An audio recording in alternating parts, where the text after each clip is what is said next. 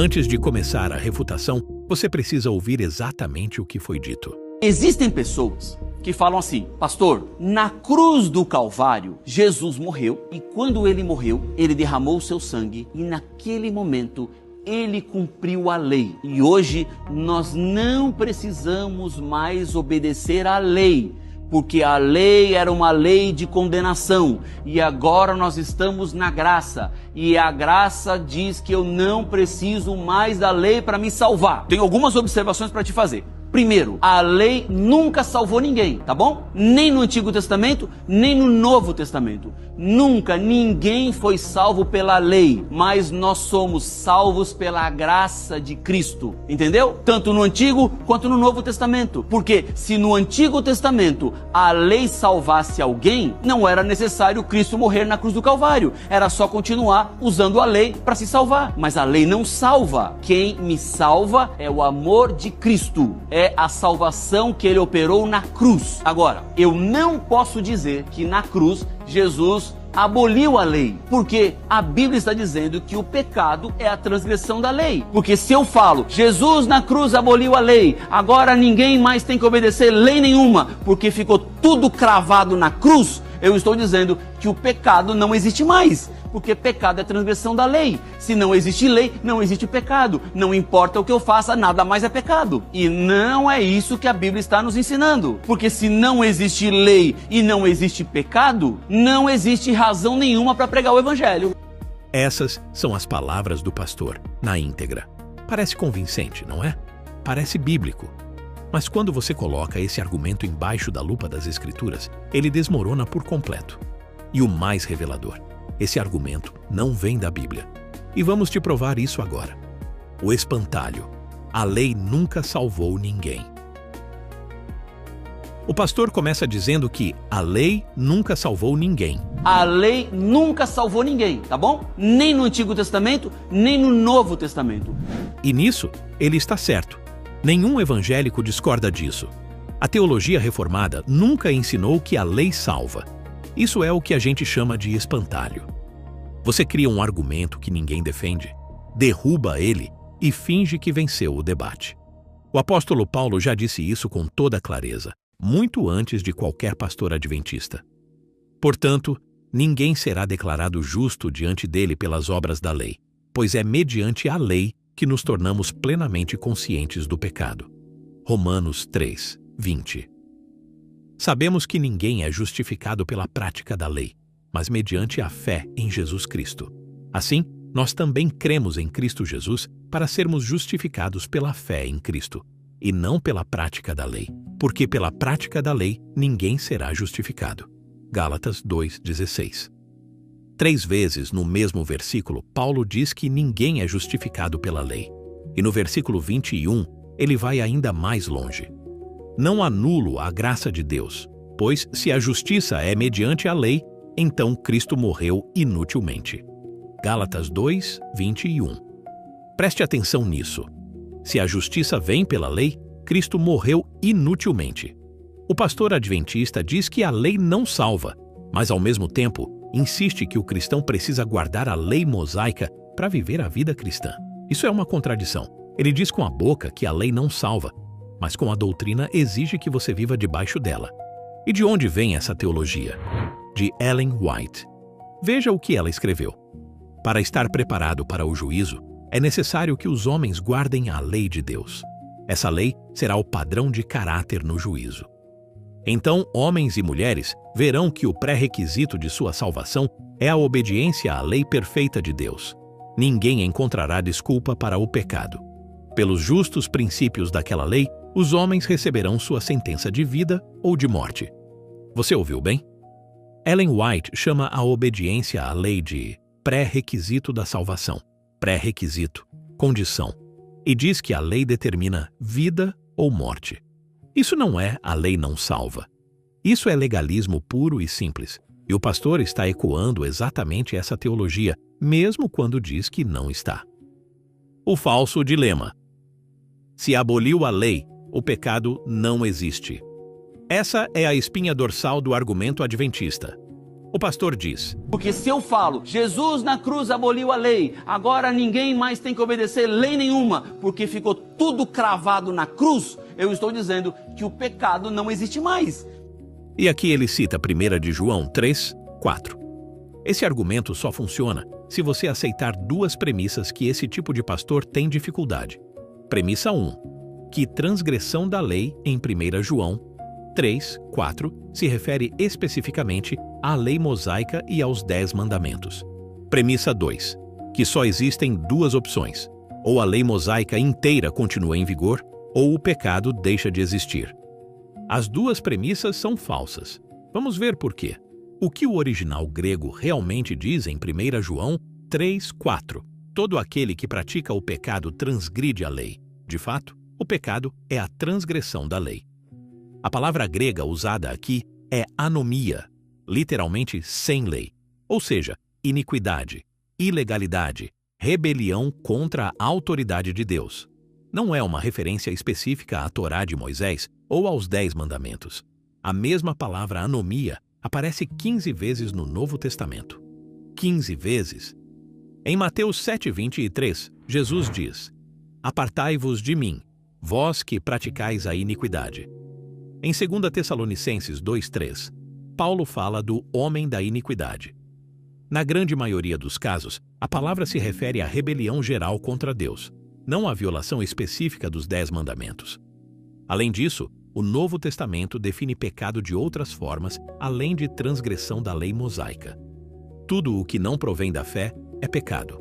Romanos 14:23. Portanto, aquele que sabe que deve fazer o bem e não o faz, nisso está pecando.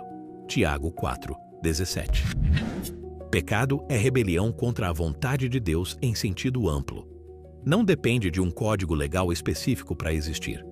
Agora vamos tocar no ponto que adventistas odeiam. Paulo ensina a liberdade da lei sem eliminar o pecado. Adventistas ficam estressados, mas Paulo não deixou margem para bagunça interpretativa. E esse é o texto que destrói o argumento adventista por completo. Pois o pecado não os dominará, porque vocês não estão debaixo da lei, mas debaixo da graça. Então, vamos pecar porque não estamos debaixo da lei, mas debaixo da graça? De maneira nenhuma. Romanos 6, 14 a 15. Leia de novo com calma. Paulo diz que os crentes não estão debaixo da lei. E logo em seguida pergunta: vamos pecar por causa disso? E responde: de maneira nenhuma. Querido adventista do sétimo dia, isso é exatamente o oposto do que o pastor adventista afirma. Você se lembra o que ele disse? Porque se eu falo, Jesus na cruz aboliu a lei, agora ninguém mais tem que obedecer lei nenhuma, porque ficou tudo cravado na cruz, eu estou dizendo que o pecado não existe mais. Mas Paulo diz: você não está debaixo da lei, e mesmo assim, o pecado continua real. Em quem você vai acreditar? No pastor adventista ou no apóstolo Paulo? Acaso vocês não sabem, irmãos, pois estou falando aos que conhecem a lei, que a lei tem autoridade sobre alguém apenas enquanto ele vive? Assim, meus irmãos, vocês também morreram para a lei por meio do corpo de Cristo, para pertencerem a outro, aquele que ressuscitou dos mortos. Mas agora, morrendo para aquilo que antes nos prendia, fomos libertos da lei, para que sirvamos conforme o novo modo do Espírito, e não conforme o velho modo da lei escrita. Romanos capítulo 7, versos 1 a 4 e verso 6. Os crentes morreram para a lei e foram libertos da lei.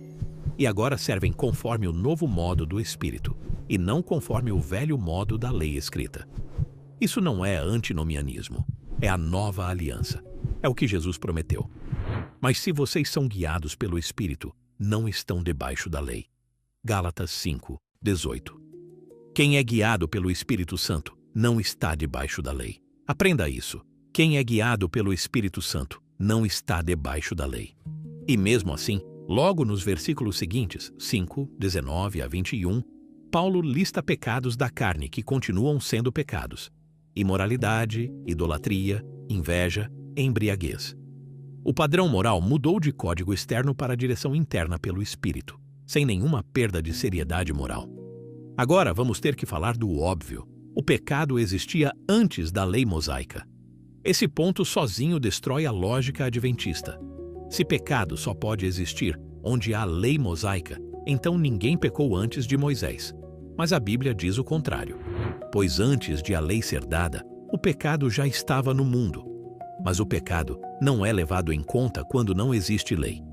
Todavia, a morte reinou desde o tempo de Adão até o de Moisés, mesmo sobre aqueles que não cometeram pecado semelhante à transgressão de Adão.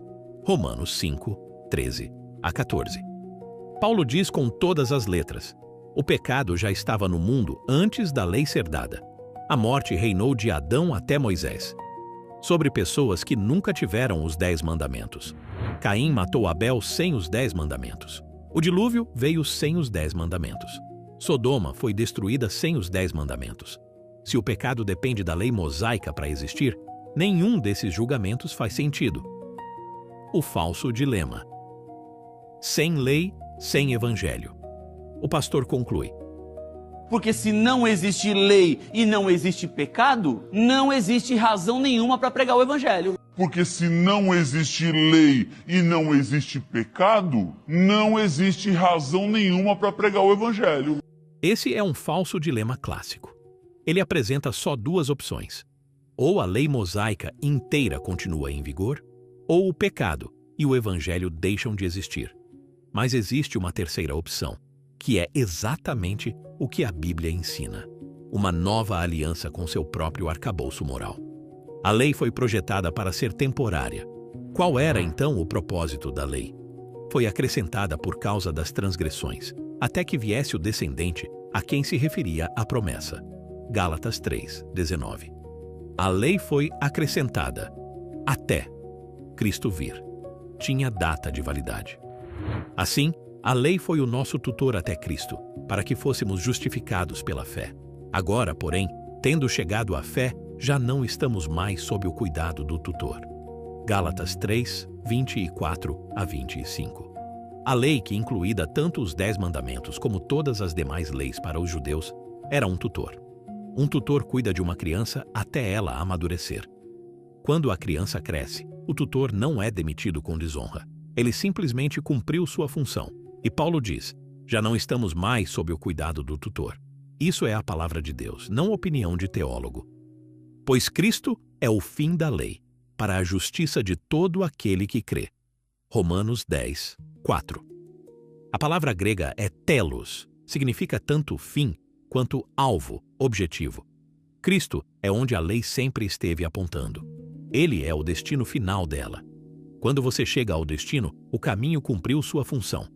A antiga aliança, incluindo os 10 mandamentos, foi declarada obsoleta. Quando Deus fala de uma nova aliança, torna antiquada a primeira. E aquilo que se torna antiquado e envelhecido está perto de desaparecer. Hebreus 8, 13. Deus mesmo declarou a primeira aliança antiquada. Não foi um teólogo, não foi uma denominação, foi Deus. Pois quando há mudança de sacerdócio, necessariamente há mudança de lei. Hebreus 7, 12. Novo sacerdócio, Melquisedeque, não Levítico, igual à nova lei. O sistema mosaico inteiro estava vinculado ao sacerdócio levítico. Com Cristo como sumo sacerdote, a lei muda necessariamente. E agora, presta muita atenção nesse texto, porque ele é devastador para a posição adventista. Se o ministério que trouxe morte, gravado com letras em pedras, veio com glória, de modo que os israelitas não conseguiam olhar fixamente para a face de Moisés por causa do brilho do seu rosto, ainda que desvanecente, não terá o ministério do Espírito muito mais glória? Se era glorioso o ministério que trouxe condenação, quanto mais glorioso será o ministério que produz justiça. E, se o que estava sendo desvanecido o foi com glória, quanto maior será a glória daquilo que permanece. 2 Coríntios 3, 7 a 11. Paulo identifica a lei gravada com letras em pedras. Isso são os 10 mandamentos, não a lei cerimonial, como o ministério que trouxe morte e o ministério que trouxe condenação. E diz que esse ministério estava sendo desvanecido. O novo ministério do Espírito é o que permanece. Não há como escapar. Paulo está falando das tábuas de pedra. as mesmas tábuas que os adventistas dizem que são eternas. Agora você precisa entender de onde vem essa teologia. O pastor adventista não tirou esse argumento da Bíblia. Ele tirou dos escritos de Ellen G. White, que os adventistas do sétimo dia consideram profetisa. Veja, sobre a lei ser eterna e não abolida. A lei de Deus, sendo uma revelação de sua vontade, uma transcrição de seu caráter, deve permanecer para sempre, como fiel testemunha no céu. Nenhum mandamento foi anulado, nenhum J ou til foi mudado. O Grande Conflito, página 434. Em vez de proclamar a abolição da lei, a cruz do Calvário proclama em tons de trovão seu caráter imutável e eterno. Se a lei pudesse ser abolida e o governo do céu e da terra mantido, não seria necessário Cristo morrer. Signs of the Times, 12 de março de 1896. Quando o tipo encontrou o antítipo na morte de Cristo, a oferta sacrificial cessou. A lei cerimonial foi abolida, mas pela crucifixão, a lei dos 10 mandamentos foi estabelecida. Review and Herald, 26 de junho de 1900. Também Evangelismo, página 598. Percebe a construção? Ellen White inventa a distinção lei cerimonial abolida, lei moral estabelecida. Uma distinção que Paulo nunca faz quando identifica a lei gravada com letras em pedras como o ministério da morte que estava sendo desvanecido. 2 Coríntios 3, 7 a 11.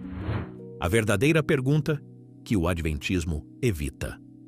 O argumento do pastor só funciona se você aceitar uma premissa escondida, que a lei mosaica é a única fonte possível de obrigação moral. Se você aceita isso, aí sim, sem lei, sem pecado. Mas retire essa premissa e todo o silogismo desmorona. O pecado não é definido exclusivamente pelos 613 mandamentos mosaicos. Pecado é rebelião contra o caráter de Deus, anomia, iniquidade no sentido mais profundo. E o caráter moral de Deus não começou no Sinai e não depende da aliança mosaica continuar em vigor. A verdadeira pergunta não é: o pecado ainda existe se a lei foi cumprida? Claro que existe. A verdadeira pergunta é: qual é a base da vida moral do crente na nova aliança? E a resposta bíblica é enfática. É Cristo, é o Espírito, é o amor. Não Moisés, não tábuas de pedra, não a antiga aliança que Deus mesmo declarou obsoleta. 9 dos 10 mandamentos são reafirmados no Novo Testamento porque refletem o caráter eterno de Deus. O sábado é o único que não é, porque era uma sombra cuja realidade é Cristo. Colossenses 2, 16 a 17. O conteúdo moral da vontade de Deus continua. A administração aliancista mudou, e o crente que anda pelo Espírito cumpre tudo aquilo para onde a lei sempre esteve apontando. Paulo antecipou a objeção adventista 2000 anos atrás. Então, vamos pecar porque não estamos debaixo da lei, mas debaixo da graça? De maneira nenhuma. Romanos 6, 15. Liberdade da lei mosaica não é liberdade para pecar. É liberdade para servir a Deus conforme o novo modo do Espírito, e não conforme o velho modo da lei escrita. Romanos 7, 6. Agora você tem uma escolha. Vai continuar acreditando no que Ellen White ensinou ou vai acreditar no que a Bíblia diz?